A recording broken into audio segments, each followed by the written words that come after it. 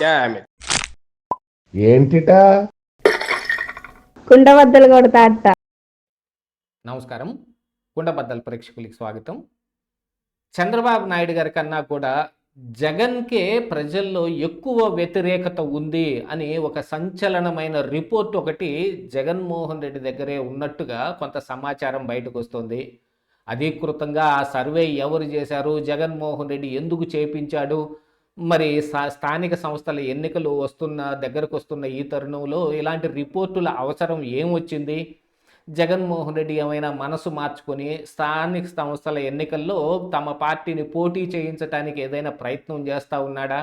ఇప్పటికైతే ఆ పార్టీ నాయకులందరూ ఈ కూటమి ఎమ్మెల్యేల మీద కానీ చంద్రబాబు నాయుడు మీద కానీ అసలు కూటమి పాలన మీద తీవ్ర వ్యతిరేకత ఉంది అని వాళ్ళు ఒకదంపుడు ఉపన్యాసాలు చెబుతున్నా నిజం ఏమిటి అని తెలుసుకోవటానికి జగన్మోహన్ రెడ్డి సర్వే ఏమైనా చేయించాడా?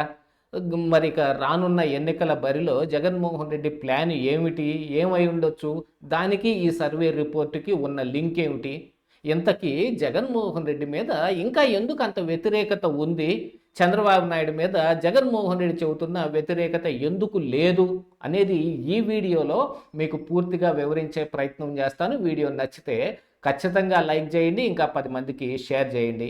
అలాగనే మన ఛానల్ని ఇంకా ఎవరైనా సబ్స్క్రైబ్ చేసుకోకుండా చూస్తూ ఉన్నట్టయితే ఇమీడియట్గా సబ్స్క్రైబ్ చేసుకోండి. నోటిఫికేషన్ల ద్వారా నా వీడియోలు చాలా త్వరగా మిమ్మల్ని చేరే అవకాశం ఉంటుంది. So please subscribe our Kundabaddalu channel.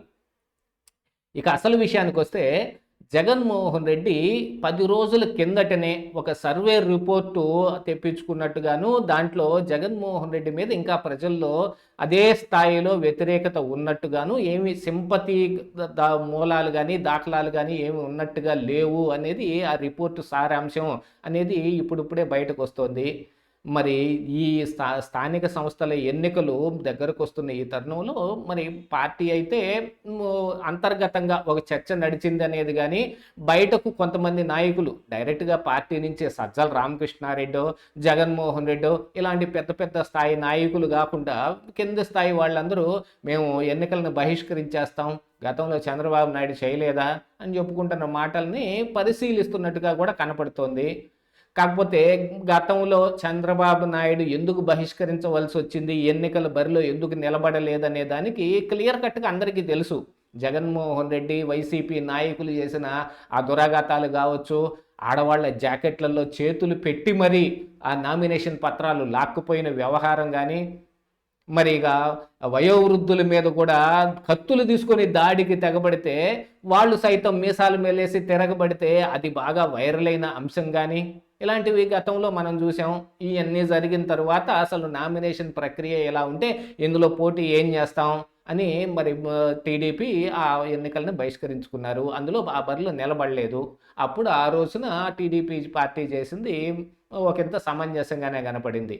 కానీ ఇప్పుడు జగన్మోహన్ రెడ్డి రానున్న ఈ ఎన్నికల్ని ఎందుకు బహిష్కరిస్తాడు, ఎందుకు వైసీపీ ఆ బరిలో ఉండదు అని అంటే దానికే కారణం ఉండదు.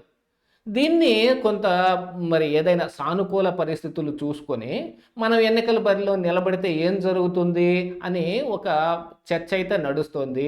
మరి గతంలో పులివెందులో ఒంటిమిట్టలో జరిగిన ఈ జెడ్పీటీసీ ఎన్నికల్లో జగన్మోహన్ రెడ్డికి కానీ స్వయాన ఆయనకే, ఎందుకంటే ఆయన నియోజకవర్గం ఆయన బాధ్యత వహించాల్సిన ఆ ఎన్నికలోనే ఆయన బాగా చేతులు ఎత్తేసినట్టు కనపడుతోంది.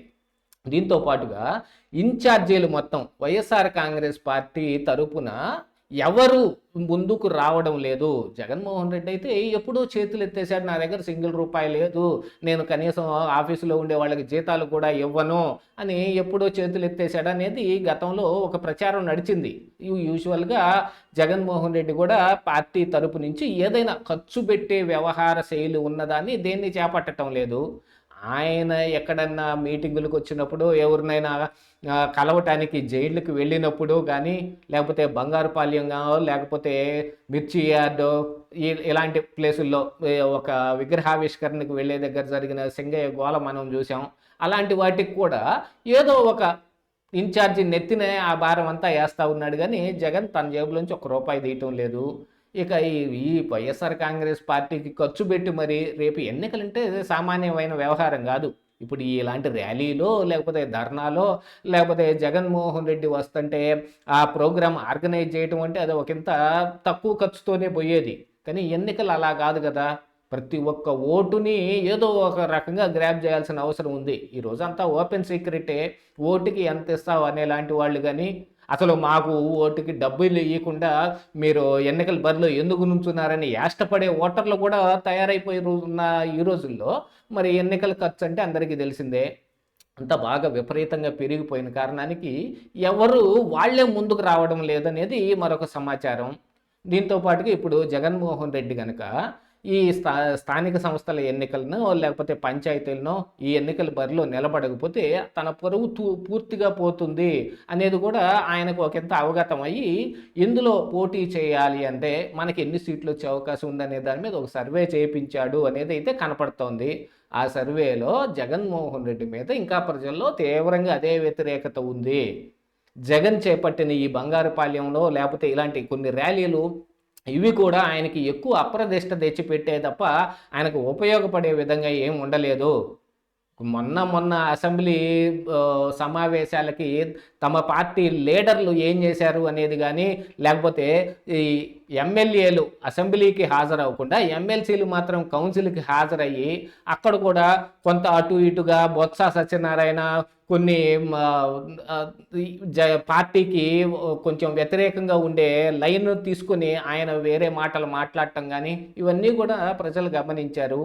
దీంతో పాటుగా వైఎస్ఆర్ కాంగ్రెస్ పార్టీ నాయకులు పూర్తిగా కాడి కిందేసేసినట్టుగాను ఈ ఇన్ఛార్జీలు ఎవరు దీన్ని ఇప్పుడు బాధ్యతలు తీసుకుంటానికి సిద్ధంగా లేరనేది కూడా కనపడుతోంది. ఇక మరి సూపర్ 6 సూపర్ ఫ్లాప్ అయిపోయింది.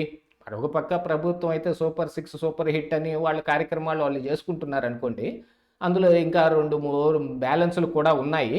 అయినప్పటికీ సూపర్ 6 హామీలు సూపర్ ఫ్లాప్ అయిపోయాయి అని వైసీపీ చేస్తున్న ప్రచారం తిరిగి వాళ్ళకే బెడిసి కొట్టినట్టుగా కూడా కనపడుతోంది. ఎందుకంటే ఈ బస్సు పెట్టరు, బస్సులో అనేక రకాలైన గొడవలు జరుగుతాయి, ఆడవాళ్ల మధ్య పోరు తీసుకురావడానికి ఇలాంటివి పెట్టారు, అన్ని బస్సులకి ఇవ్వలేదు అని ప్రచారం చేస్తూ ఎవరు నమ్మని పరిస్థితికి వచ్చి ఈ రోజున వైసీపీ బస్సుల గురించి అసలు పూర్తిగా మాట్లాడటమే మానేసింది.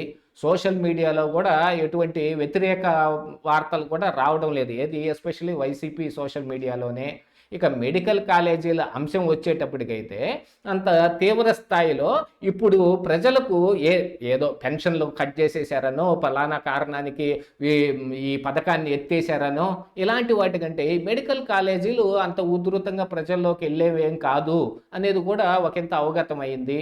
వీటన్నిటినీ చూసుకున్న తర్వాత జగన్మోహన్ రెడ్డి కూడా క్లియర్ పిక్చర్ అర్థమైపోయింది. జగన్మోహన్ రెడ్డి వ్యతిరేకత ఇంకా ప్రజల్లో తగ్గలేదు అనేది.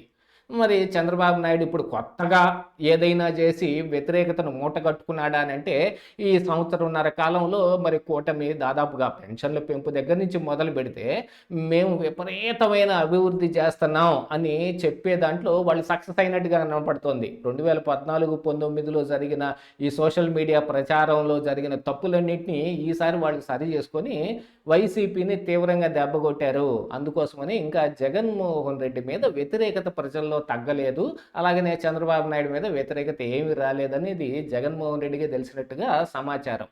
ఇదే ఈరోజు కుండబద్దలు.